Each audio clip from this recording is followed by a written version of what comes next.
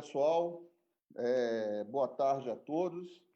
Mais uma vez aí, estamos iniciando um ciclo de palestra do nosso grupo de estudos jurídicos aqui de Jundiaí, região.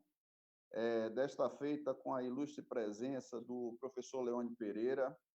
De início, gostaríamos de agradecer àqueles que proporcionaram esse evento, pois sem a colaboração dos mesmos não seria possível a sua realização. Primeiro, ao Dr. Roberto Carlos Pieroni, nosso mentor intelectual, apoiador incondicional dos nossos projetos. Dr. Michael Moreno, nosso homem de bastidores aí, exímio divulgador nas redes sociais. Dr. Diego Araújo, catalisador dos talentos da advocacia, importante aí no relacionamento da classe. Dr. Alex Abate, meu xará, irmão, pessoa que sempre nos apoiou em todas as nossas investidas em prol do conhecimento jurídico. Marcos Casoni, pessoa que nos possibilitou o conhecimento de como viabilizar esses projetos. Aos nossos apoiadores, sincomerciários, na pessoa do seu presidente, Dr. Milton de Araújo, perseverante na defesa da categoria. Churrascaria Trevisan, nosso parceiro de sempre, né? Aos colegas advogados, membros participantes do nosso grupo de estudo jurídico, né? Doutor Jurandir Bavoso, doutora Caroline Rossi, doutora Ivane, doutora Lilian, doutora Marta, doutora Thaís, doutora Arita, doutora Jéssica, doutora Mel, doutora Sheila, doutor Eide, doutor Márcio Furlan, doutor Davi Santos e doutora Laís Soares e doutor Reinaldo. E, por fim, a todos os colegas, advogados e advogadas, que são a principal razão deste evento. Bem, o nosso palestrante, professor Leone Pereira, sócio e advogado do escritório PMR Advogados, pós-doutor pela Universidade de Coimbra, Portugal, pós-doutor pela Universidade de Santiago de Compostela, Espanha, doutor e mestre pela PUC de São Paulo, especialista pela Universidade Cândido Mendes, professor de Direito do Trabalho, de Direito Processual do Trabalho e Prática Trabalhista, autor de obras e artigos jurídicos, palestrante, coordenador da área trabalhista e professor do Damásio Educacional, titular da cadeira número 19 da Academia Brasileira de Direito da Seguridade Social, professor de Direitos Fundamentais, módulos internacionais Portugal e Espanha, professor de mestrado da Universidade Portucalense, Porto. Professor Leone, muito obrigado por ter aceitado o convite e, nesse momento agora, nós somos todos ouvidos. Primeiro, boa noite a todos, né? Depois das 18 horas, boa noite a todos os advogados, todos presentes. Primeiro, o agradecimento ao doutor Alex Cavalcante pela gentileza em todos os contatos que nós tivemos aí no WhatsApp, e sempre muito gentil, atencioso, no trato inicial, no agendamento da data, nas questões finais. Então, só tenho a agradecer. Espero que eu possa contribuir com informações para esse grupo de estudos, né? Nós teremos, como foi anunciado também, sorteio de obra, e eu vou divulgar também um PowerPoint que eu preparei aqui para vocês, porque, tendo em vista o tema ser árduo, ele já é naturalmente árduo.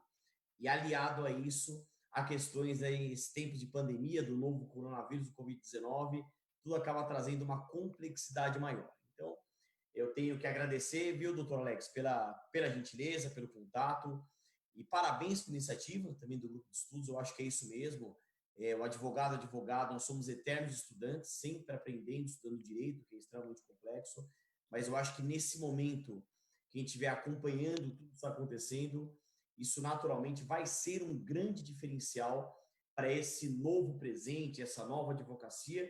Hoje até se fala já numa advocacia 5.0, né? A gente estava falando na 4.0, quer dizer, questão de cybertecnologia, inteligência artificial, e agora já estamos falando de 5.0 ainda em tempos de pandemia, né? O pós-pandemia, esse novo normal. Então, como que eu procurei preparar aqui a palestra, só para que vocês tenham ideia, né? Tudo vai ficar claro quando nós passarmos pelos slides. Primeiro, fazendo uma introdução do que é o direito coletivo, que ele estuda, qual é o seu objeto de estudo, basicamente a estrutura sindical brasileira, os instrumentos de negociação coletiva, a convenção coletiva e acordo coletivo, as normas coletivas, os antigos contratos coletivos de trabalho, a questão da greve e as formas ou métodos de solução dos conflitos coletivos, né? Mas eu vou trazer isso um pouco mais técnico.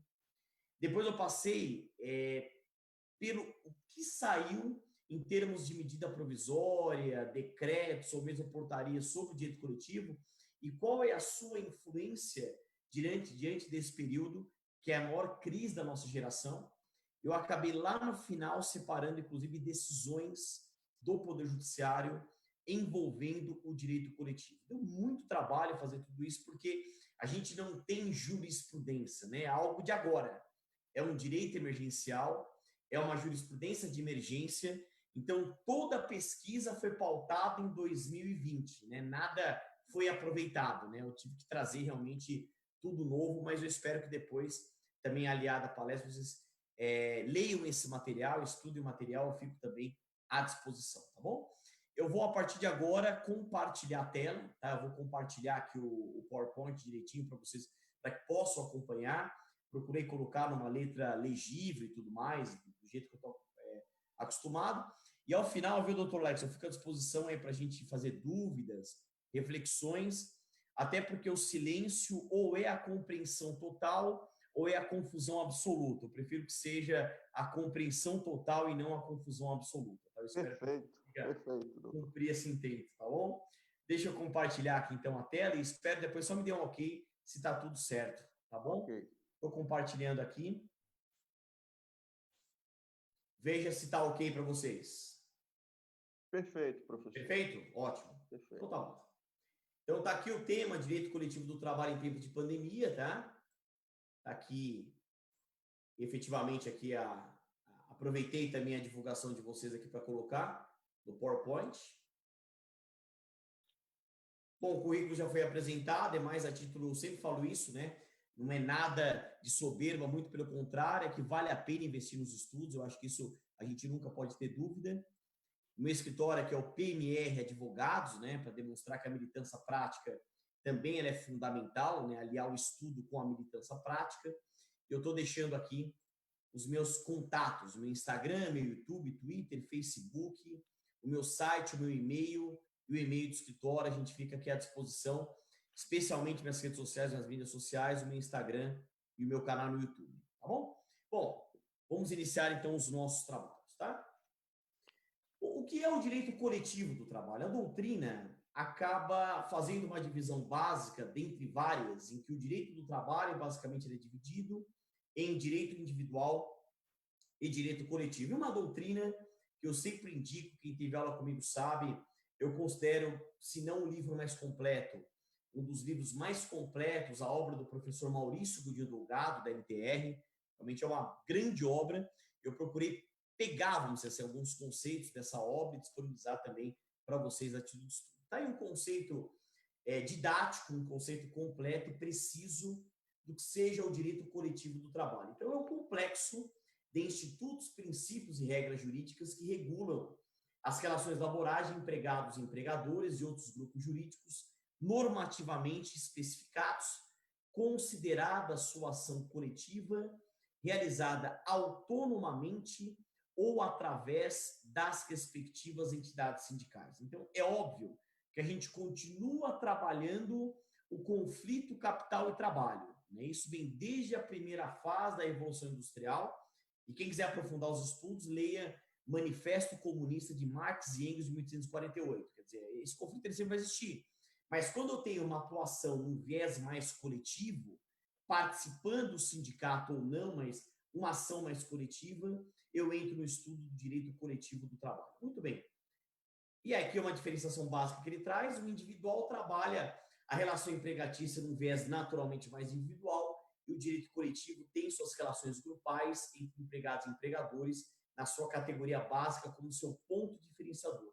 Então, eu analiso conflitos de categorias e é ela que é analisada, e a gente sabe que desde a nossa CLT, que foi pautada na Carta del Lavoro de 27 do direito italiano, nós temos um sistema de enquadramento por categorias. Temos a categoria profissional, a categoria profissional diferenciada e a categoria econômica. Tudo isso está no artigo 511 da CLT.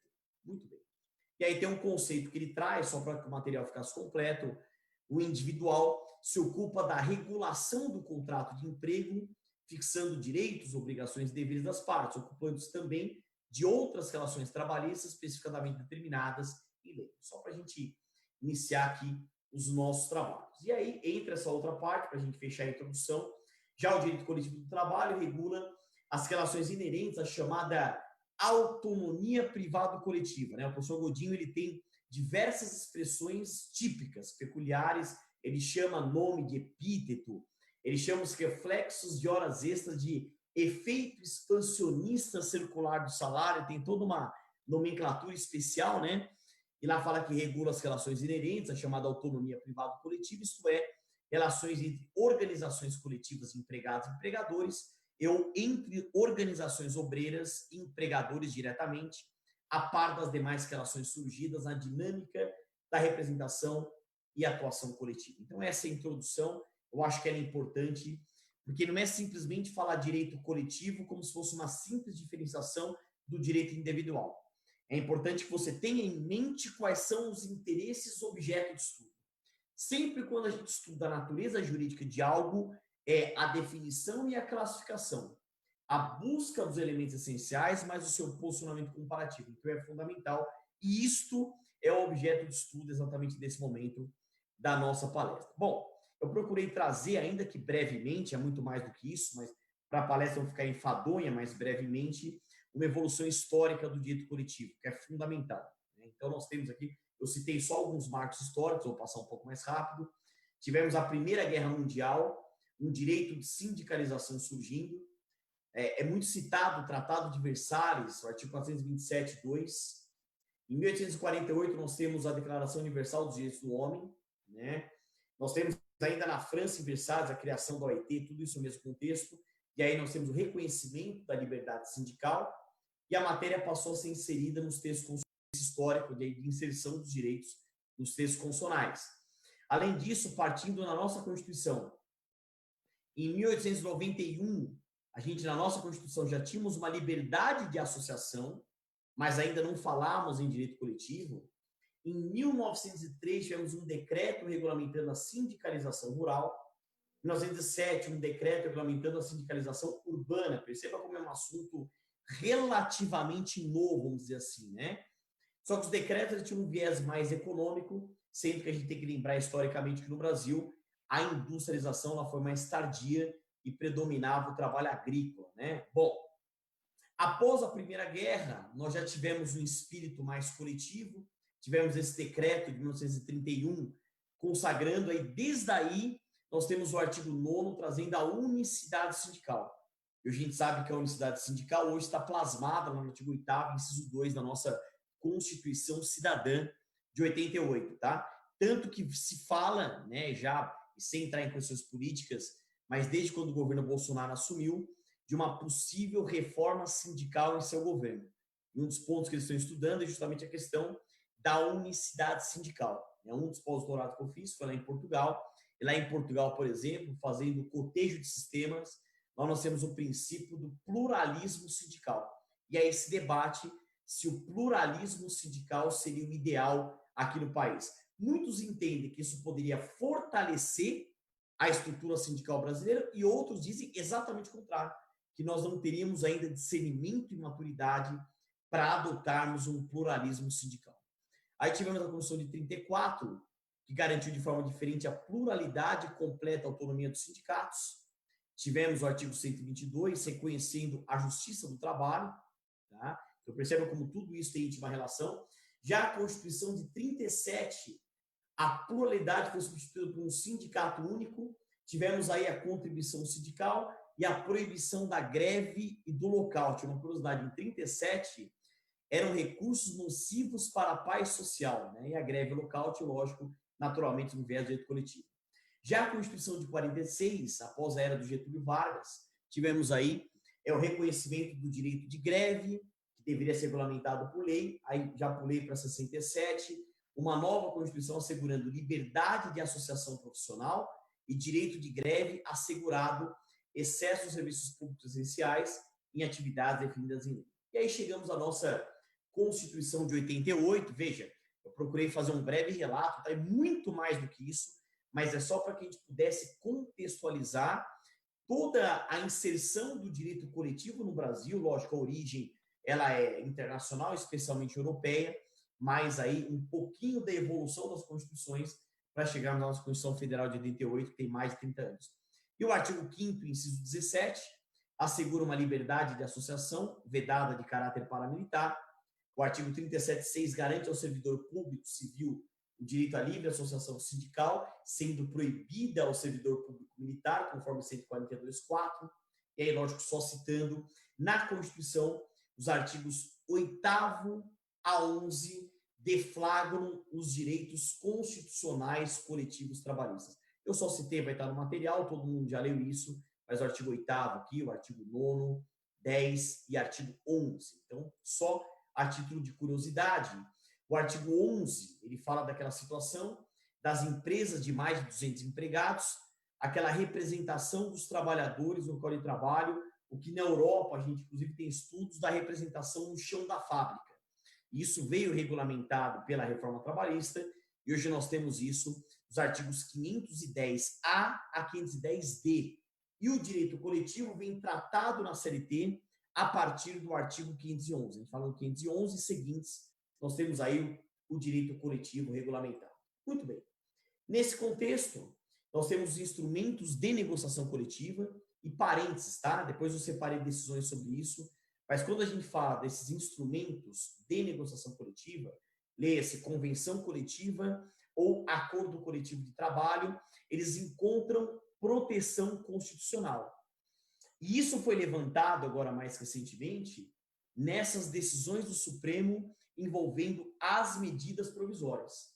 Então, a negociação coletiva, ela encontra amparo especialmente no artigo 7º, inciso 26 da Constituição, bem como no artigo 8º, inciso 6, também do texto maior. Tá? Eu procurei trazer alguns aspectos conceituais, que vou passar até um pouco mais rápido, mas só para que vocês tenham uma ideia do que eu quis dizer. Separei o artigo 601, isso aqui é mais fácil, mas só para a gente lembrar. A convenção coletiva tem uma representação sindical em ambos os lados, tanto a representação sindical obreira quanto patronal, e o acordo coletivo, a grande diferença é que do lado patronal tem uma empresa ou mais de uma empresa. Detalhe importante. Há uma crítica muito grande do texto constitucional em relação ao artigo 8º, inciso 6. Quem já leu o artigo 8º, inciso 6 da Constituição, lá fala que é obrigatória a participação dos sindicatos nas negociações coletivas. E qual é a correta interpretação? Que é obrigatória a participação do sindicato obreiro, porque o sindicato patronal pode ou não estar presente, a depender de ser uma convenção coletiva ou acordo coletivo de trabalho. Tá? O próprio professor Maurício Delgado disse, o professor Amaury Mascaro Nascimento também, que a empresa ela já é um ser coletivo. E sendo um ser coletivo, ela pode negociar coletivamente, ou sozinha, ou representada pelo seu sindicato. Tá bem? Aí eu avancei com alguns aspectos também teóricos, separei o artigo 611, que eu vou passar um pouco mais rápido, e aí já entrando em alguns aspectos um pouco mais recentes, e aí um pouco mais práticos, que me preocupam muito. A gente não pode esquecer que a reforma trabalhista, a Lei 13.467 de 2017, trouxe a figura do empregado hipersuficiente, uma figura nova. E o que é curioso dessa figura? É que essa figura faz remissão ao direito coletivo. Então, a depender do salário do empregado e do seu discernimento em termos de estudo, ele teria uma liberdade de negociação equiparável ao princípio da prevalência do negociado sobre o legislado. E aí veja o texto, né? O que importa é o parágrafo único, que é essa redação. A livre estipulação do caput aplica essas hipóteses do 611A, que é o princípio da prevalência do negociado sobre o legislado, com a mesma eficácia legal e preponderância sobre os instrumentos coletivos, no caso de empregado portador de diploma de nível superior e que perceba salário mensal igual ou superior a 2 vezes o limite máximo dos benefícios do regime geral de previdência social, que hoje está arredondando R$ 6.100. Então, olha que momento histórico importante. A reforma trabalhista, a Lei 13.467 de 2017, fez um corte, trazendo muita importância ao direito coletivo nesse aspecto, trazendo o princípio da prevalência do negociado sobre o legislado, lá dos artigos 611A e 611B da CLT, só que, ao mesmo tempo, extinguindo a obrigatoriedade da contribuição sindical, o que acaba tornando a reforma trabalhista paradoxal nesse aspecto, e trazendo uma figura de um empregado que teria maior poder de barganha equiparável ao princípio da prevalência do negociado sobre o legislado. O que isso representou uma aproximação com o direito civil. Eu estou fazendo esse corte porque agora a pandemia fez um outro corte. Eu não quero adiantar, eu quero, no primeiro momento, trazer o paradoxo da reforma trabalhista, fortalecendo as negociações coletivas, mas, ao mesmo tempo, acabando com a obrigatoriedade da contribuição sindical. Eu, particularmente, Data Máxima Vênia, eu fui contra a forma como se deu o fim da obrigatoriedade da contribuição sindical. Eu estou falando de uma arrecadação de mais de 3 bilhões e que isso foi suprimido do dia para a noite. Eu entendo que poderia ser estipulado um critério paulatino, vamos dizer assim, uma mitigação, uma arrecadação a menor, paulatina no tempo, ou seja, uma graduação, vamos dizer assim, algo que fosse ao longo do tempo e não da forma que aconteceu. Sem citar nomes, eu trabalho com várias empresas e sindicatos, inclusive muito militantes, estavam lutando agora recentemente, continuam lutando, para vender bens imóveis para pagamento de contas. Nossa. E não preocupados com a sua principal função, qual seja, que é a luta pelos interesses da categoria, né? O próprio artigo 8º, 3 da Constituição diz isso. Cabe ao sindicato a defesa dos interesses coletivos ou individuais da categoria, inclusive em questões judiciais ou administrativas. Muito bem. Avançando aqui, eu separei, só para que a gente tenha no material, o princípio, né, do negociado sobre o legislado, e é importante esse aspecto histórico. Eu fiz questão de trazer aqui nessa palestra, até porque é um grupo de estudos, tem que ser um estudo um pouco mais técnico, né, e não superficial. Essa frase, negociado sobre o legislado, ela não é nova.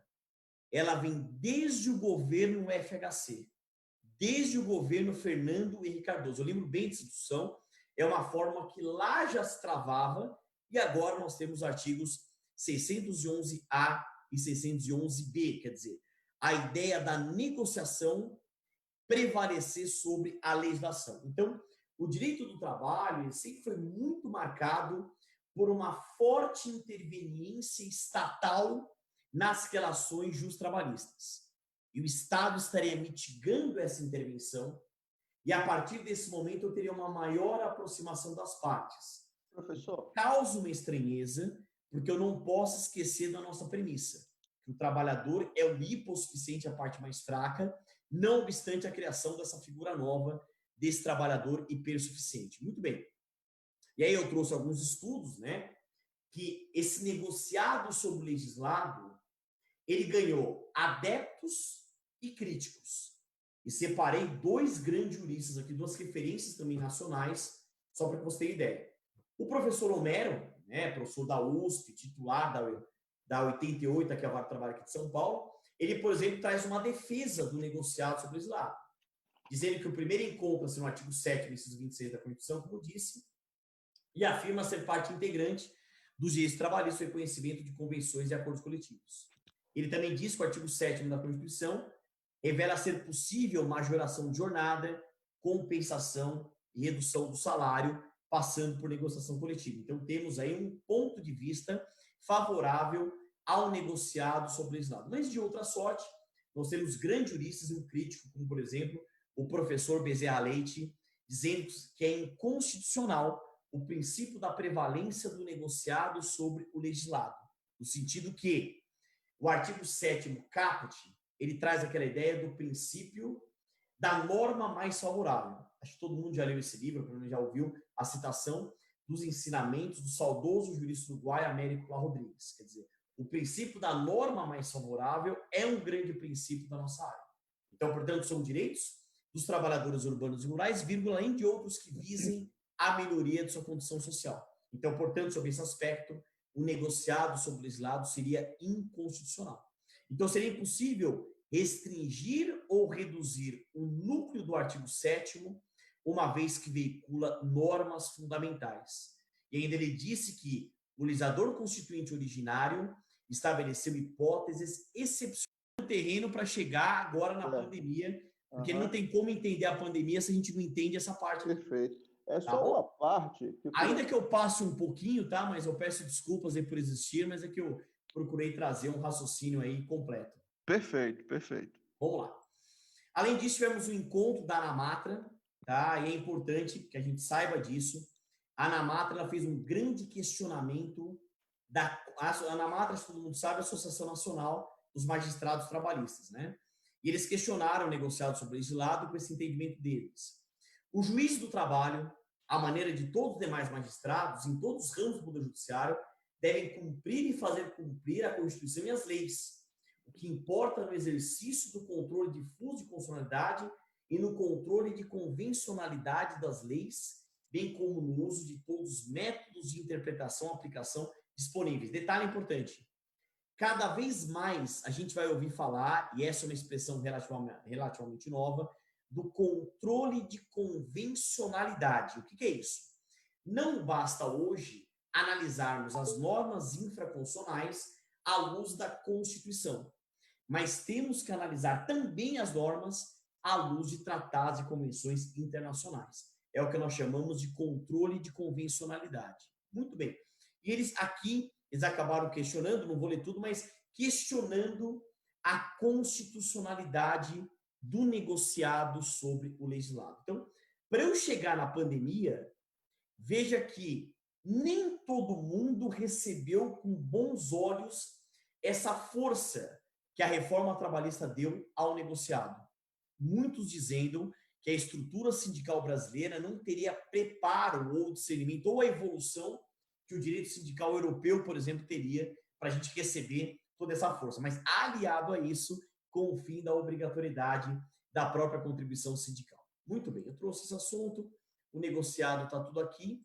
E aí outro ponto importante, né, que a gente debateu foi um aspecto do fim da ultratividade. Quer dizer, deixa eu só explicar, eu coloquei no material, mas explicando para vocês. Todo mundo já trabalhou como advogado ou advogada e é fundamental isso. O estudo se há para aquele seu cliente, para sua cliente, uma convenção coletiva ou um acordo coletivo. E o estudo que é fundamental é as vantagens definidas nas normas coletivas, como que elas aderem nos contratos individuais de trabalho dos empregados que integram aquela categoria.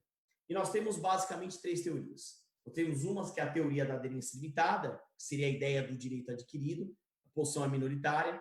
Uma outra que seria a teoria da aderência limitada pelo prazo, que voltou agora com força total com a reforma trabalhista, dizendo que essas vantagens vigoram apenas no prazo da convenção coletiva ou acordo coletivo que deu origem, e hoje é o que está no artigo 614, parágrafo 3º da CLT, que acabou com essa outra atividade, e nós tínhamos aí sim a outra atividade, que é a teoria da aderência limitada por revogação, ou seja, que as vantagens vigorariam até a edição da nova norma coletiva, que poderia manter aquela vantagem ou revogar aquela vantagem tácita ou expressamente. Então, antes nós tínhamos essa teoria que tinha força, até pela súmula 277 TST, passou pelo Supremo, o ministro Gilmar Mendes suspendeu a eficácia dessa súmula e agora com a reforma trabalhista nós tivemos o fim da outra atividade, o retorno dessa teoria da aderência limitada pelo prazo. Tudo isso eu expliquei aqui nesses slides, eu vou passar aqui mais rápido, mas todas essas teorias estão aqui só para a gente poder cumprir aí direitinho. Tá bom. Aí avançando aqui o fim da outra atividade, separei também, vou passar um pouco mais rápido, de alguns princípios do direito coletivo, mas é só passar mesmo.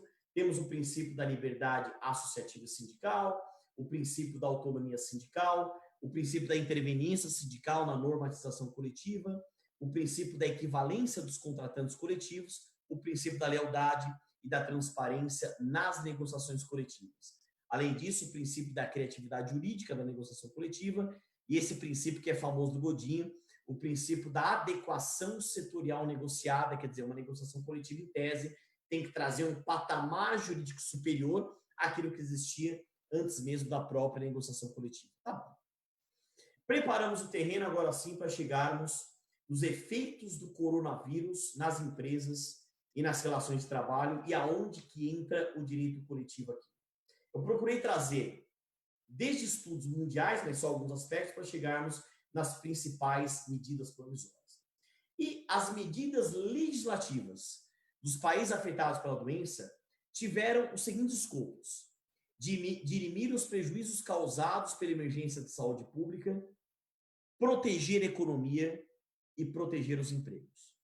O que foi um grande desafio. Mesmo grandes nações erraram no cumprimento dos objetivos.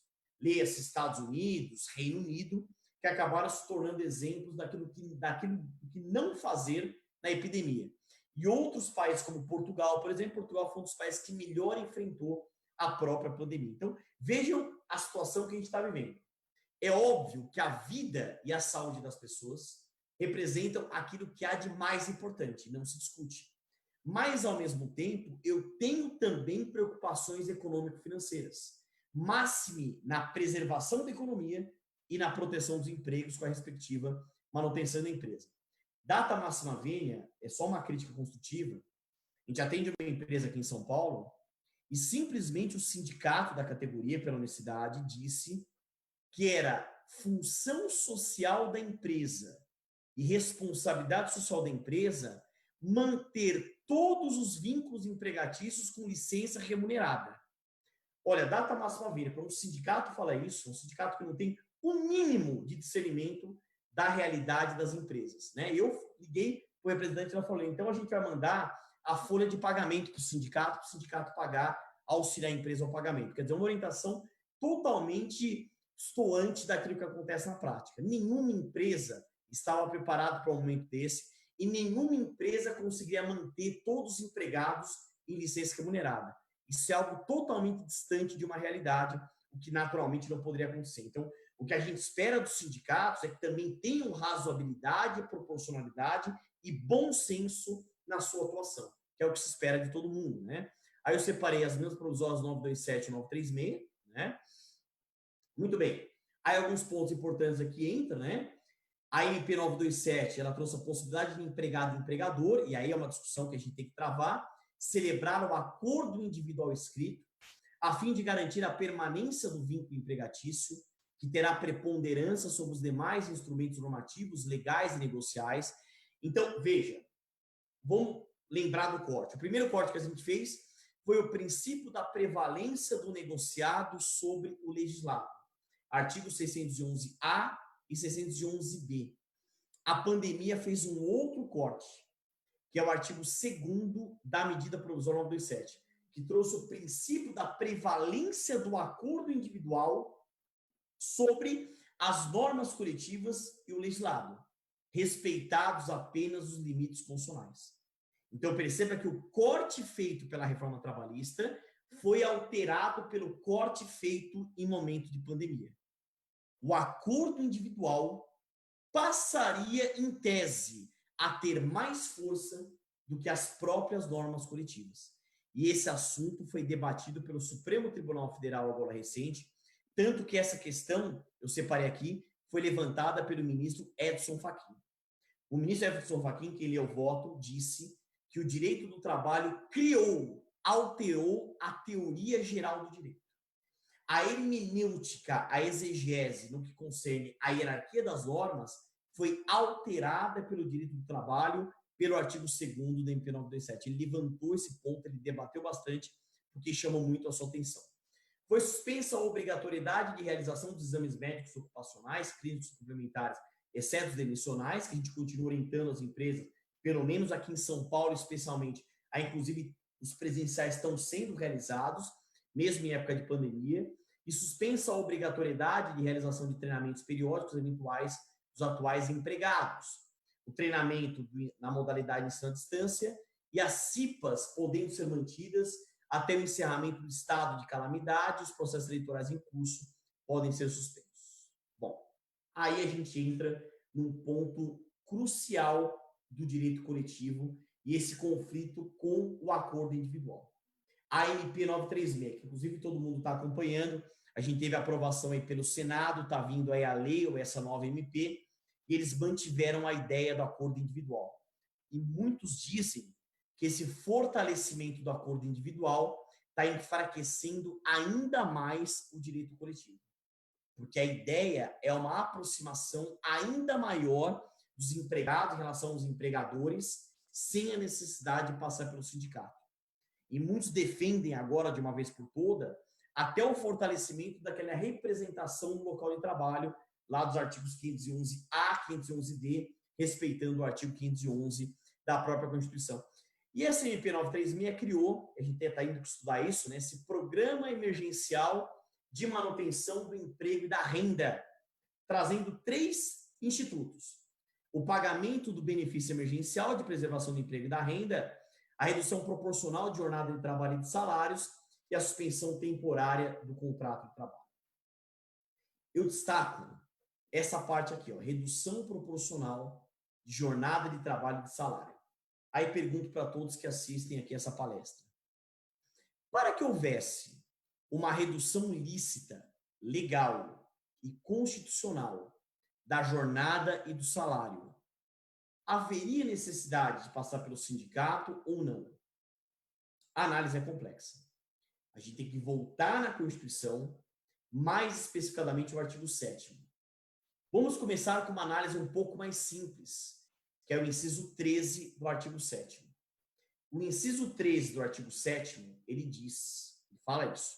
Ele traz a duração do trabalho normal, não superior a 8 horas diárias e 44 horas semanais, sendo facultada a compensação de horário ou a redução da jornada, mediante acordo ou convenção coletiva de trabalho. Veja, em termos de hermenêutica, a palavra acordo está solta e a palavra coletiva está do lado de convenção. Portanto, se a palavra coletiva está do lado de convenção e a palavra acordo está solta, então qual a ilação que a gente extrai? Que é possível o acordo individual, o acordo coletivo para reduzir a jornada. Ok. Só que, de outra sorte, nós tínhamos o inciso 6 do artigo 7º. E lá nós encontramos o princípio da irredutibilidade salarial. E por esse princípio, lá é claro que a regra é a irredutibilidade do salário com a ressalva da negociação coletiva. Então, para a redução do salário, haveria sim a necessidade de se passar pelo sindicato. Tanto que quando essa questão chegou no Supremo, a meu ver, o ministro Ricardo Lewandowski procurou respeitar a Constituição. Quando ele criou aquela regra, e eu separei aqui no material, que quando houvesse um acordo individual, o sindicato deveria ser comunicado no prazo de 10 dias e ele poderia adotar 2 caminhos. Ou ele deflagrasse uma negociação coletiva, ou ele ficaria inerte, e ficando inerte, isso iria corroborar o acordo individual anteriormente entabulado. Por mais que ele criou uma regra, a meu ver, ele estava respeitando a Constituição, especialmente o artigo 7º, inciso 6. Então, a decisão plenária que derrubou isso, eu separei aqui no material, a meu ver, foi inconstitucional. Embora tenha sido pragmática, tenha tido um consequencialismo, tudo bem, mas teria que passar pelo sindicato. Então, perceba que o próprio Supremo Tribunal Federal enfraqueceu o direito coletivo nesse momento, porque deu mais força e corroborou o acordo individual. Tanto que deu liberdade, agora, pela promulgação, pela passagem do Congresso, eles não estão muito preocupados na interveniência do sindicato. Quer dizer, a ideia mesmo é manter a força do acordo individual para reduzir jornada, reduzir salário, suspender temporariamente o contrato. Tá? Separei tudo isso, né?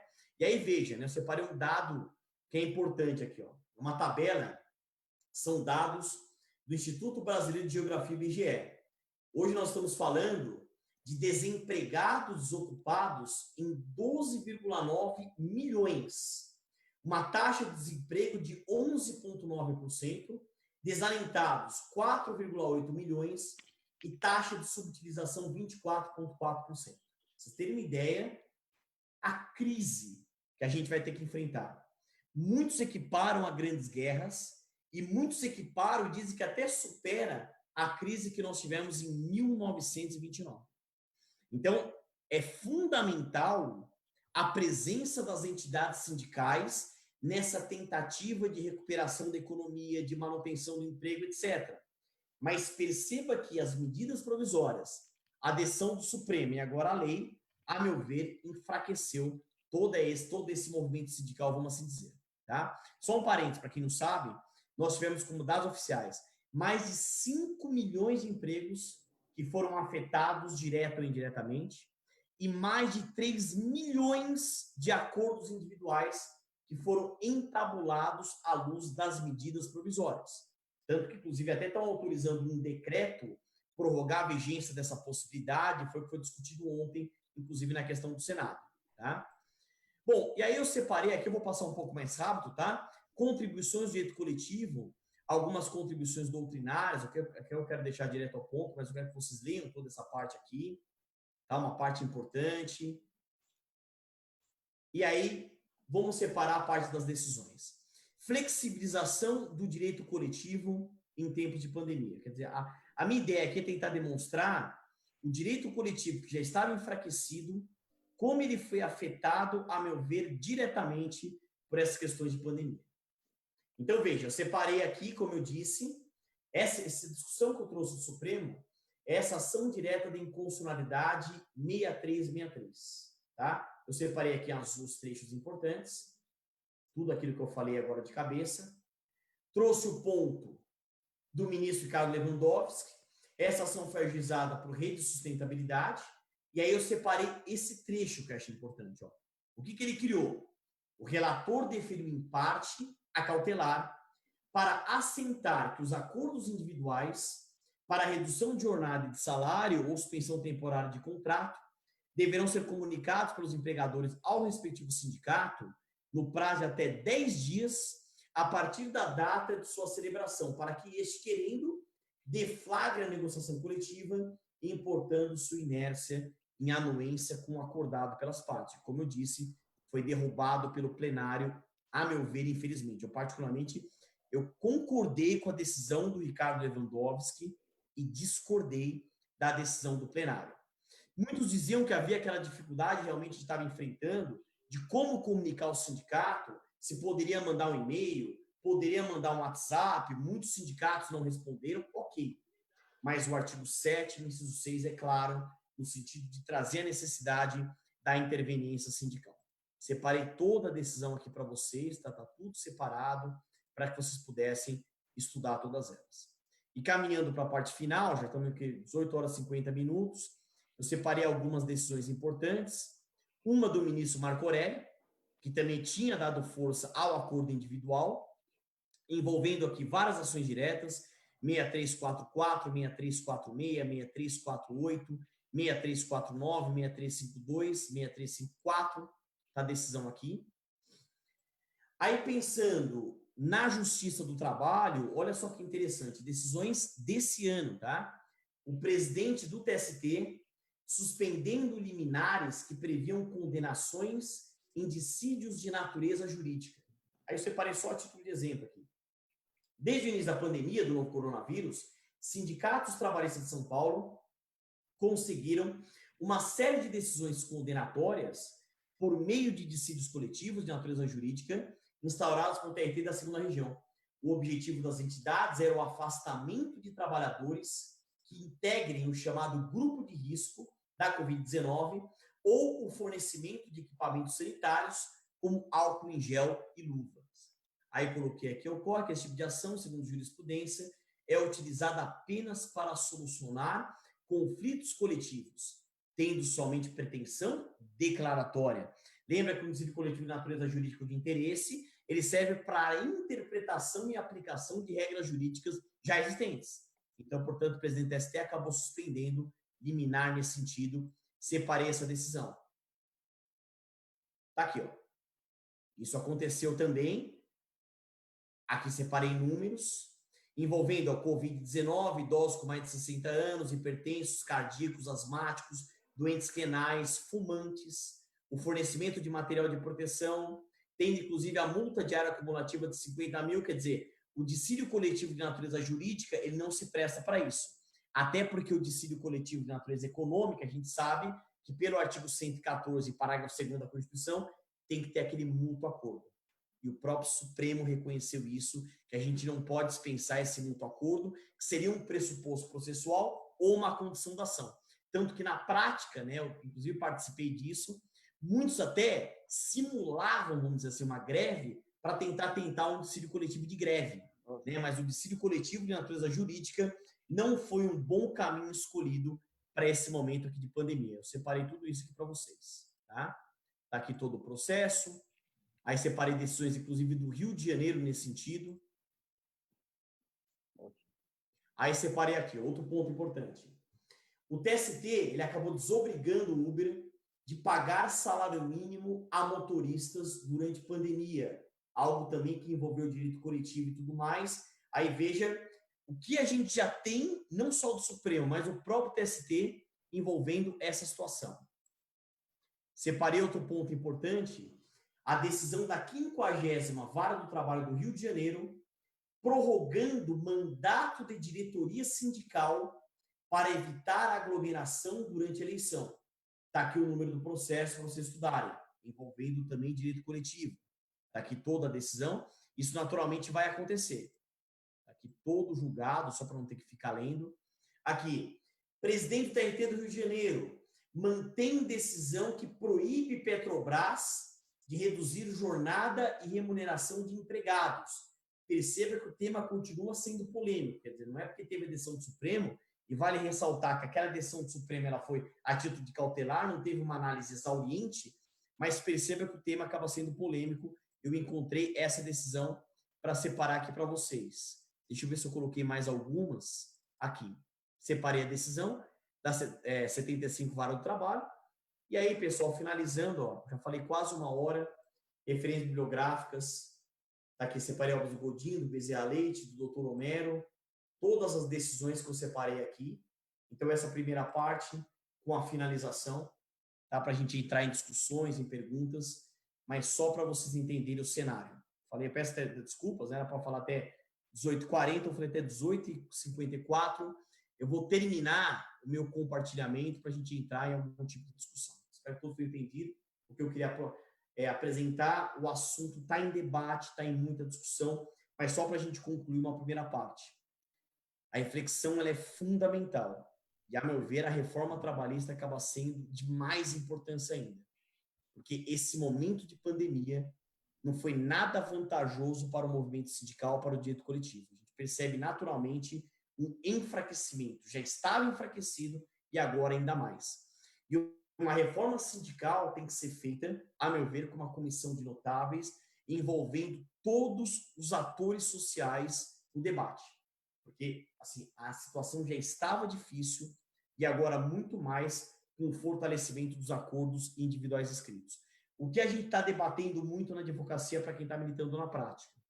Tentando enfraquecer um pouco esses acordos coletivos, esses acordos individuais, perdão, indo naquela teoria do Pons de Miranda, os elementos de validade do negócio jurídico, do ato jurídico, com base no 104 do Código Civil.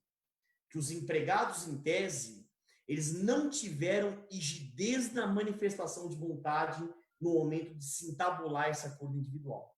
Que, na verdade, eles aceitaram o acordo individual por uma situação de desespero. Então, não houve manifestação de vontade, não houve acordo, o que poderia enfraquecer o acordo individual e, quem sabe, até revigorar as negociações coletivas. Mas o que eu acho muito difícil, porque a gente sabe a dificuldade dos sindicatos em arrecadação, por mais que estejam outras ferramentas estão sendo implementadas, mas o fim da obrigatoriedade da contribuição sindical foi um tiro no coração e na alma das entidades sindicais. Particularmente, eu fui contra da forma que aconteceu, mas procuro passar toda a reflexão. Bom, doutor Alex, eu espero que eu tenha, nessa primeira parte, contribuído e fico à disposição aqui para a gente continuar os debates. Perfeito, professor Leone. Temos aqui já algumas perguntas, embora dessas perguntas algumas eu entendo que o professor já tenha respondido no seu posicionamento, mas tem uma primeira aqui muito interessante. Recentemente, o professor publicou nas suas redes sociais uma decisão do STF acerca da constitucionalidade parcial da súmula 331, não foi isso? Isso. Então, o que é que ocorre? Com o advento da reforma trabalhista, inclusive o professor posicionou aí que a ideia do negociado sobre o legislado é uma coisa que não vem de agora, já vem de antes, perfeito? Perfeito. A gente tem o seguinte questionamento. Hoje, a terceirização, pelo entendimento do STF recente, ela pode ser ampliada, inclusive, para atividade fim, correto? Correto. Entretanto, existem normas coletivas que vedam a terceirização de atividade fim. Qual seria o entendimento do professor, uma vez que, se o negociado, ele, digamos assim, suplanta o legislado ou o entendimento da jurisprudência do nosso Superior Tribunal Federal, como é que ficaria um acordo sindical onde diz o seguinte: olha, para atividade fim, a empresa tal, o segmento tal, não pode terceirizar? Qual o entendimento do professor nesse caso? Olha, essa pergunta ela é excelente e eu espero que a minha resposta não seja frustrante, né? Eu enxergo 2 pontos de vista aí, né?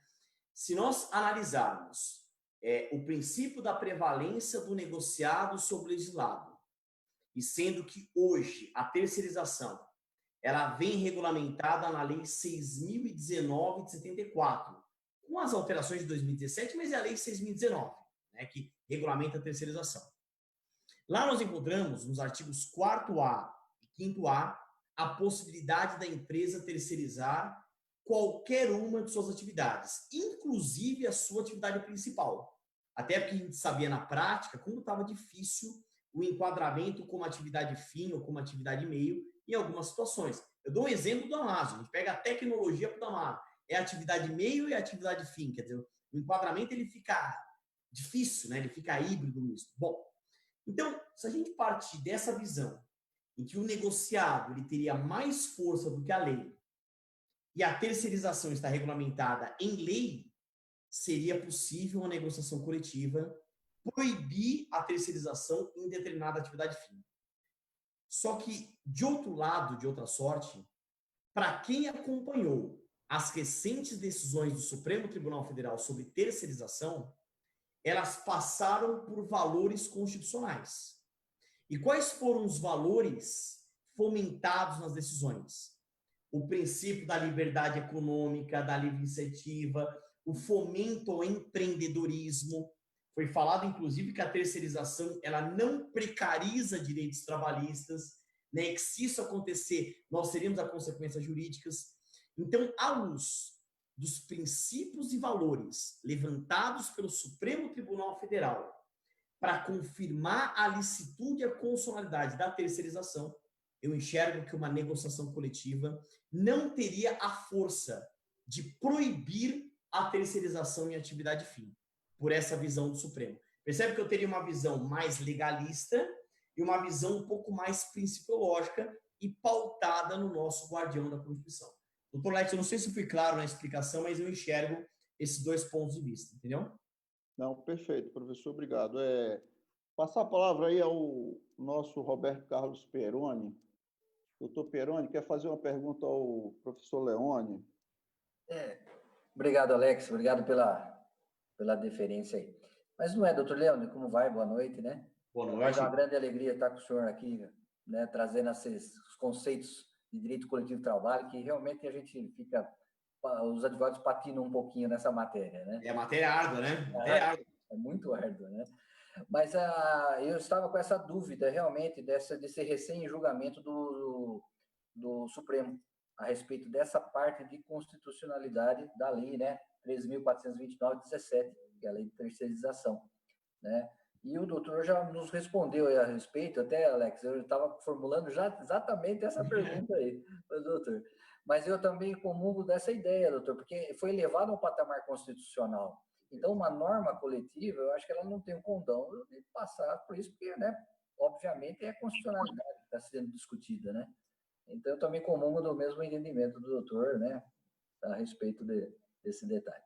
Alex, com você. Doutor Roberto, só completando aqui, né? Se for possível, lógico, o que a gente tem que lembrar? Eu acho que nós, enquanto advogados e advogadas, a gente tem que também essa obrigação de orientar. Por mais que o entendimento majoritário seja esse hoje, da possibilidade de se terceirizar a atividade fim, vale ressaltar que a Lei 6.019 traz diversas regras para que a terceirização seja lista. Desculpa uma linguagem mais simples, mas o que se veiculou? Que agora abriu a porteira. Pode terceirizar a atividade fim de qualquer jeito. E não é verdade. A lei traz diversas regras e critérios para ser empresa prestadora, empresa tomadora. Então, enquanto advogados, tudo bem, pode terceirizar a atividade fim, mas acho que é fundamental a orientação dos requisitos legais para que a terceirização seja lista. Acho que isso é importante a gente pontuar. Perfeito, doutor, perfeito. É exatamente isso mesmo. Isso é muito importante. Alex, com você. Perfeito. Doutor Diego, o doutor Diego quer fazer uma pergunta também ao professor. Doutor Diego, fica à vontade. Professor Leone Pereira, primeiramente, boa noite. Saudações. Fico muito feliz pela palestra, pelo conhecimento. É uma honra, porque foi meu professor na época de ordem. Então, eu fico muito feliz, né, de estar conversando com o doutor. E hoje eu gostaria de fazer duas perguntas, né? A questão da decisão do STF, em que falou que no período de pandemia não teria a assistência do sindicato, uma vez, né, que a Constituição Federal diz que tem que ter a assistência do sindicato. É inconstitucional? Gostaria de saber seu ponto de vista sobre essa pergunta. Olha, essa é outra pergunta daquelas excelente, a resposta é frustrante. A gente está construindo junto tudo isso, né? Mais uma vez, numa visão um pouco mais legalista, vamos dizer assim, aí nesse ponto, eu começo na nossa lei maior, que é a Constituição. Nesse ponto, o artigo 8º, inciso 3, que foi inclusive citado pelo Supremo, ele é claro que cabe ao sindicato a defesa dos interesses coletivos e individuais da categoria, inclusive em questões judiciais e administrativas, e é obrigatória a participação dos sindicatos em tudo isso. Então, numa visão mais estrita do texto constitucional e da própria CLT, essa decisão seria, sim, inconstitucional. Mas, hoje, alguns juristas, e aí é algo polêmico, mas em diversas lives que eu participei, congressos, eles estão falando de um direito emergencial, de um direito de emergência que justifica uma jurisprudência de emergência. E olha que interessante a visão. A gente tem que voltar a estudar a teoria geral do direito. E a gente tem uma máxima que é a teoria da imprevisão. Ou aquela ideia de que aquela cláusula rebus sic stantibus, fugiu, mas agora lembrou. Qual a ideia? Se eu tiver fatos estáveis, eu posso manter o direito que regulamenta aqueles fatos. A partir do momento que eu tenho alteração no mundo dos fatos, justifica-se a alteração do direito que regulamenta aqueles fatos. Como é um momento de pandemia e é a pior crise da nossa geração, e a gente tem muita preocupação nesse momento com aspectos sanitários, valores legais e constitucionais poderiam ser mitigados sobre esse aspecto. Daí a força do acordo individual e daí a possibilidade de eu flexibilizar a atuação sindical. Qual é a crítica que se coloca? Eu estou dando um poder muito grande em se flexibilizar a teoria geral do direito, o que pode contribuir para uma insegurança jurídica e para uma instabilidade das relações jurídicas sociais. Mas não sei se foi claro na visão, quer dizer, hoje muitos falam que nesse momento o direito é especial, é um direito emergencial, em que vigas mestras da teoria geral do direito poderiam ser flexibilizadas. Então, é essa a ideia. Então, a própria Constituição, ela está recebendo uma nova interpretação emergencial. Daí a ideia da jurisprudência emergencial constitucional. Os nomes estão surgindo agora, né? Todo Está tendo que estudar muito agora o direito e reestudar, inclusive, a teoria geral do direito. Professor, eu tenho uma outra pergunta com base nessa teoria do direito emergencial. O doutor entende que, ao mesmo tempo que é emergencial... Opa, acho que cortou o microfone. Isso. Diego, pede para ativar seu microfone aí. Doutor, nesse mesmo passo, né, o doutor entende que houve uma violação referente às prerrogativas do sindicato, elencada no artigo 513b, porque, assim, mesmo sendo um direito emergencial, né, houve também uma violação à prerrogativa do sindicato. O doutor entende por esse lado? Entendo sim. Eu entendo que as entidades sindicais, elas têm prerrogativas fundamentais, né? Eu, particularmente, sou um grande defensor das entidades sindicais. Acho que é fundamental a presença de sindicatos, federações, confederações, centrais sindicais. Essas prerrogativas devem ser defendidas. Mas, como eu disse, numa visão de razoabilidade, de proporcionalidade, ponderação de interesses, e uma outra expressão que a gente está ouvindo muito, né? Alguns juristas estão falando agora que nesse direito emergencial eu tenho que aplicar regras de calibragem. Olha que interessante a expressão. Eu tenho que, o que a gente falava muito em ponderação de interesses, hoje eu tenho regras de calibragem. Eu preciso aprender a calibrar um valor, flexibilizar o outro. Então, como nós estamos num momento de isolamento, de quarentena, em que o deslocamento está muito mitigado, a atuação sindical poderia ser flexibilizada, inclusive nas suas prerrogativas, para se permitir um contato maior entre empregado e empregador, para que as medidas emergenciais sejam tomadas até de maneira mais rápida. Só que eu levanto um outro questionamento. Até que ponto não daria para manter, né, a participação dos sindicatos, inclusive de maneira virtual? E aí uma crítica de outro lado, mas muitos sindicatos, realmente isso aconteceu, não todos, lógico, mas a gente estava com muita dificuldade do contato com o sindicato, né? Naquela discussão que a gente estava do envio de e-mails, se mandava WhatsApp, a falta de resposta de alguns sindicatos. Então, se a gente tivesse, talvez, né? É que é difícil falar isso, mas uma atuação sindical um pouco mais uniforme, talvez seria um grande argumento para a gente defender mais as suas prerrogativas. Mas a partir do momento que a parte encontrou dificuldade, e olha que curioso, o sindicato é a entidade que o representa, e eu estou tendo dificuldade de ter acesso com o meu sindicato. Você concorda que isso fortalece o acordo individual? Isso fortalece a aproximação? Você entende que, veja, eu não estou citando nomes, mas os sindicatos também tiveram um pouco de culpa nisso, quer dizer, teve, porque se teve aquela resposta pronta, WhatsApp respondido, e-mail respondido, o sindicato está colocando na página, olha, estamos aqui, qualquer comunicação envia nesse número, estamos à disposição para... E isso a gente não verificou em muitos sindicatos.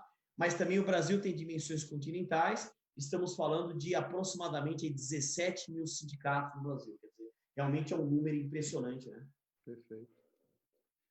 Seria somente essas perguntas mesmo, doutor Leone? Eu não sei se o doutor Alex, com eu passar a palavra, gostaria de fazer alguma pergunta. A gente tem uma pergunta aqui no Face aqui da nossa participante do grupo, doutora Caroline Rossi, né? Ela quer ouvir do professor qual é a opinião do professor numa possibilidade de extensão desses prazos aí de redução e suspensão dos contratos de trabalho que está para surgir, né? Está na iminência da Presidência da República sancionar a MP com a postergação dos prazos por mais 30 ou 60 dias. Qual é o entendimento do professor em relação a isso? A pergunta da nossa colega, a doutora Caroline Rossi. Doutora Caroline, obrigado pelo envio da pergunta. Sempre vou dar o meu ponto de vista, data máxima vênia, né? Respeitando os entendimentos desse contrato. Eu, particularmente, sou favorável, né? E primeiro a gente tem que levantar a discussão que não é porque houve a prorrogação da medida provisória 936 que isso naturalmente prorrogou a redução ou a suspensão entabulada à luz do MP. O que nós tivemos foi a prorrogação da vigência da medida provisória que autorizava a utilização dos institutos. Mas não é porque eu tive meu contrato suspenso ou a minha jornada reduzida que automaticamente houve essa prorrogação. Não, são situações jurídicas diferentes. Mas por que eu acho salutar essas medidas governamentais ou mesmo do Congresso Nacional para que haja essa prorrogação, partindo da premissa de ter lei, de ter decreto, algo autorizando? Pela situação prática. A gente sabe que, primeiro, né, desde aquela lei 13.979, as licenças remuneradas, as faltas justificadas seriam inviáveis. Não tem como a empresa arcar com todo esse custo. Segundo ponto, muitas empresas ou encerraram as atividades ou já optaram pela dispensa dos empregados. Quantos empregados já perderam seu emprego? Então, pelo menos essas medidas, elas não representam o menor cenário, mas são medidas paliativas para que a gente consiga preservar os empregos, não na sua plenitude, mas que a gente consiga cumprir esse intento, que inclusive é intento mundial. Não adianta. A realidade das empresas, para quem milita para a empresa, para a reclamada, como a gente fala, né, é uma situação assim. O empresário falou, olha, doutor, eu não sei até quando eu vou... Ele já não está mais discutindo manter os empregos. Ele está discutindo fechar a empresa. Ele fala, eu não sei até quando eu vou conseguir manter o meu negócio. E a gente está acompanhando empresas tradicionais estão passando por essa dificuldade. Então, pelo menos a suspensão e a redução são ferramentas paliativas. Mas aproveitando a pergunta, os empresários estão esperando aquilo que o governo não fez ainda. O empresário tem 3 grandes espadas na cabeça. A espada trabalhista, a previdenciária e a tributária. E pouco importa o nome. Mas o que a gente esperava era uma contribuição maior, pouco importa o nome, imunidade ou isenção que seja, especialmente na parte tributária. Pergunto, que alívio tributário, que fôlego tributário as empresas tiveram até agora? E essa concessão de créditos simplesmente está postergando as dívidas. Uma empresa que eu atendi ontem, eu fiz reunião com o dono da empresa, ele falou assim, olha, não adianta, a gente não sentiu ainda a parte que importava sensível, que era a parte tributária.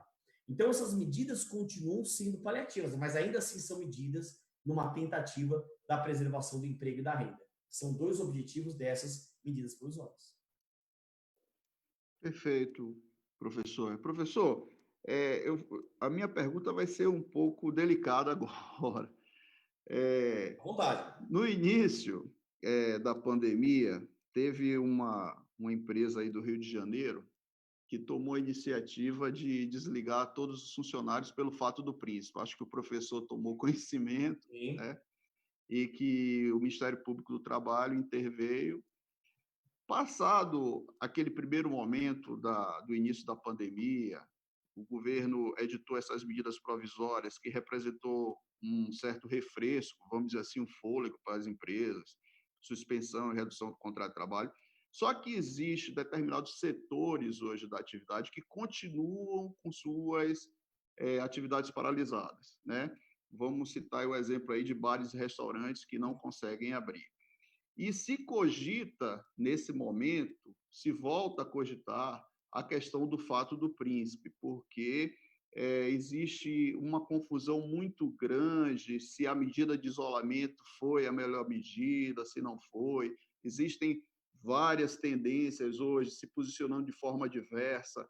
Como, nesse momento agora, se a empresa alegar o fato do príncipe, é claro que essa alegação só vai ser feita em sede de contestação, perfeito? Como é o entendimento do professor acerca disso nesse momento? Olha só, vamos lá. E essa é uma das grandes discussões também, né? É uma discussão muito importante. Nós temos um artigo na CLT, que é um artigo com todo o respeito, mas com uma redação fraca, que é o 486 da CLT, que traz a possibilidade do factum principis ou fato do príncipe.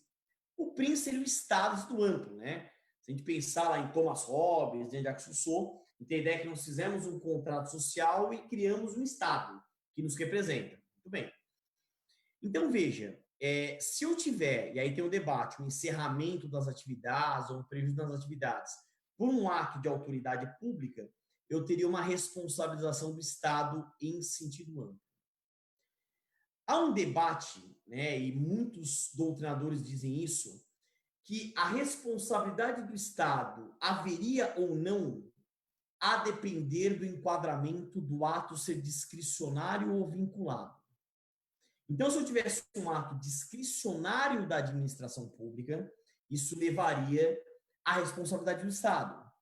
Mas sendo um ato vinculado, ou seja, não haveria outra saída por parte da administração pública, sendo um ato vinculado, a própria administração pública não seria responsável. Eu tenho um entendimento, data máxima vênia, que a administração pública tem sim responsabilidade. A questão é se definir o quanto, mas que ela tem responsabilidade, ela tem. Até porque, com todo o respeito, muitas decisões foram tomadas de maneira atabalhoada. A gente sabe disso. Foram decisões que não nomearam comissão de notáveis, comitê de notáveis, decisões tomadas por não especialistas. Desculpa a palavra, mas não tem outra. Verdadeiras lambanças foram praticadas no enfrentamento da pandemia. Hoje a gente pode falar, porque, veja, eu sei que é polêmico eu vou falar, mas desde o começo da pandemia, o que a gente ouvia muito do governo? Fique em casa. Fique em casa. Em nenhum momento se discutia que não era para ficar em casa. Só que era uma discussão muito superficial. Eu tinha que também analisar outros debates econômicos, financeiros. A gente sabe agora, primeiro, problema de depressão, de suicídio, violência doméstica, outros problemas que surgiram.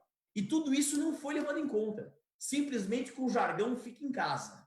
E agora que os estudos mais aprofundados estão sendo divulgados. E os estudos concluíram que os governos erraram no enfrentamento da pandemia. E grandes nações erradas, como eu disse, Estados Unidos errou, o Reino Unido errou e o Brasil também errou. Aí eu pergunto, então o Estado não tem nenhuma responsabilidade? Entendo que tem sim. Aí, lógico, era a definição do quanto e tudo mais. Só que acho que todo mundo acompanhou a notícia de ontem. O que eles estão colocando agora nessa conversão em lei? Um dispositivo em que todas essas atitudes da pandemia não seriam enquadradas como fato do príncipe. Na minha concepção, juridicamente, dá para enquadrar como fato do príncipe. Mas eles vão fazer de tudo para a exclusão total da responsabilidade. Eu acho que, no final das contas, sabe qual vai ser a tese que vai prevalecer, infelizmente? A força maior. Até com base na própria MP 927 que fala disso, eles vão alegar muitos artigos 501 a 504 da CLT. Eu acho que o fato do príncipe, ele não vai ganhar força e vai ficar até uma situação delicada do Poder Judiciário a condenação da administração pública. Sabe aquelas decisões muito mais políticas do que jurídicas? Então, acho que isso vai acabar prevalecendo no final do debate, infelizmente. Professor, só a última pergunta aqui de uma colega, a doutora Daniela Menegazzi, né?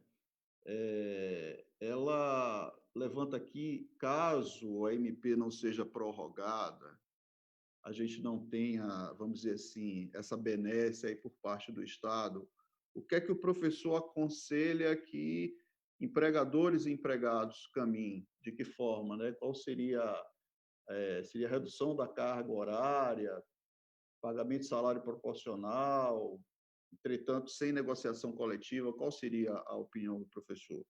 É uma pergunta também excelente e a resposta, mais uma vez, é frustrante, né? Porque, assim, essas medidas estão sendo criadas, elas são medidas excepcionais, né?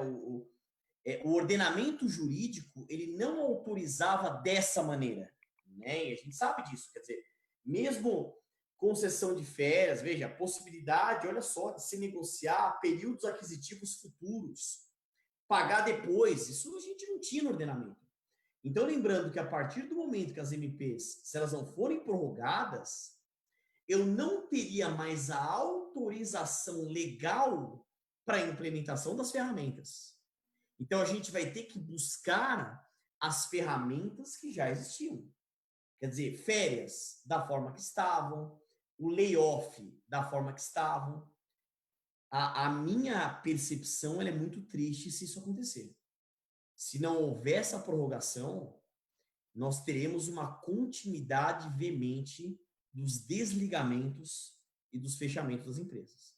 É uma realidade, não adianta. Porque, a meu ver, as grandes medidas que o ordenamento jurídico já tinha, vamos dizer assim, para flexibilizar, a MP 927 só confirmou. Questão de férias, feriados, teletrabalho, banco de horas, diferimento de fundo de garantia, não eram novidades, mas simplesmente a MP 927 trouxe facilidades. Agora eu pergunto, sem a prorrogação das MPs, as ferramentas que nós tínhamos não eram ferramentas muito diferentes daquilo que a própria MP 927 já tratou. Então, realmente, o empresário vai ficar numa situação em que não vai ter o que fazer. Ele vai ter que ou desligar o empregado, que muitos já estão optando por isso, ou, infelizmente, encerrar atividades. O que eu espero é a continuidade dessas medidas, por medidas provisórias. Eu não sou muito fã de medida provisória, mas ainda assim nós temos a relevância e a urgência do artigo 62 e que realmente o Congresso também tenha sensibilidade na edição de leis para enfrentamento desse período de pandemia. Que detalhe, a gente não pode esquecer isso. Muita gente acha que isso vai passar. Lógico que vai passar. Mas a gente viu agora a notícia da questão da vacina. A gente vai ter vacina, se Deus quiser, em meados do ano que vem. Então, a gente está falando ainda de preocupação com o enfrentamento da pandemia por mais 2 anos, 3 anos, até mais. Então, tenta projetar para frente se a gente não tiver medidas trabalhistas que autorizem uma maior flexibilização. Não há ferramenta num sistema anterior. É um direito emergencial que exige uma legislação emergencial. É o que eu penso da Tamássima Venda, né? Perfeito, professor. Professor, já pelo adiantado tempo aí, inclusive eu agradeço que a gente acabou estourando um pouco o horário. Nenhum problema. Acho que o debate foi rico, né? Queria ver dos demais colegas aí se tem mais alguma pergunta a fazer, algum questionamento, doutor Diego, doutor Carlos Peroni. Tudo ok? Professor, então, assim, como nós tínhamos prometido, queria que o professor falasse um pouco sobre o livro, né, que vai ser sorteado agora há poucos instantes aí. É verdade, eu até peço desculpas, eu posso justificar aqui, né? O meu apartamento está todo de cabeça para baixo, que eu estou fazendo reformas aqui que a gente teve que fazer adaptações, né? Eu estou adaptando para a advocacia agora em casa e a gravação das aulas em casa, né? Então, eu estou montando um estúdio aqui para atender todas as recomendações. Então, não preciso nem falar como é que está meu apartamento aqui, né? Então, tá livro para lá, tá livro para cá, etc. Mas vou sortear um manual de processo de trabalho, uma nova edição, tá? Que saiu agora. É uma obra que eu procurei atualizar com tudo que saiu até 2020, uma obra que eu tenho muito carinho, a edição já mais atualizada, e eu queria que você encontrasse a melhor maneira de sorteio. E eu procurei fazer sorteios, quando eu comecei a escrever, para eliminar o trauma e o azar que eu tinha quando criança, quando eu participava dos sorteios. Eu nunca ganhei nada na minha vida. Se era bingo de família, para eu ganhar um bingo de família, eu tinha que jogar sozinho, porque eu sempre perdi. Então eu falei, bom, vou tentar dar sorte para os outros, a sorte que eu não tenho em jogos. Então, eu nunca tive qualquer sorte em jogo, mas eu espero que você tenha a sorte que eu não tenha e seja contemplado aí por esse sorteio. Mas vou sortear o manual de processo com o maior prazer. Perfeito, professor. Então, assim, o nosso homem de bastidores aí vai providenciar o sorteio, tá? Aqui pela nossa página, pelo Insta. E logo em seguida, a gente vai comunicar posteriormente o nome da pessoa. Eu vou passar para o professor os dados, e aí o professor encaminha o livro para o endereço. Perfeito? Sem problema. Da forma que você achar melhor. Professor, mais uma vez, muito obrigado, tá? Peço desculpas aos demais colegas que estão colocando perguntas, mas pelo adiantado da hora, infelizmente, a gente vai ter que parar por aqui. palestra excelente, tema atualizadíssimo, né? Essa questão da pandemia, envolvendo o direito coletivo do trabalho. Espero, professor, que esse seu convite, esse longa-metragem nosso se torne uma série, que possamos voltar aqui de novo e repetir o convite para outros temas relacionados ao direito do trabalho, ok? Agora, por final, deixo o professor com suas considerações. Doutor Alex, mais uma vez agradeço, gratidão pelo convite. Agradeço também doutor Roberto, o Michael, né, Moreno, né? Isso, Michael. Perdão, Michael Moreno, doutor Marcos também, todo mundo aqui, doutor Diego, todo mundo aqui presente. Agradeço a todos os advogados, advogadas, colegas que acompanharam a exposição. Foi num clima muito bacana, eu também acabei me empolgando, porque eu encontrei um ambiente propício para isso também, o que foi uma grande satisfação. Eu encerro aqui a palestra com uma vibração muito positiva. Não esqueça de cobrar o material aqui do PowerPoint que eu vou enviar para vocês, para distribuir a todos que acompanharam. Acho importante, o material ele ficou rico também para estudos. Perfeito. E parabéns pela iniciativa do grupo de estudos. Eu acho que a gente tem que procurar ocupar a cabeça nesse momento. É lógico que a gente está todo mundo triste com o número de vítimas e a gente liga a televisão, só notícia ruim, né?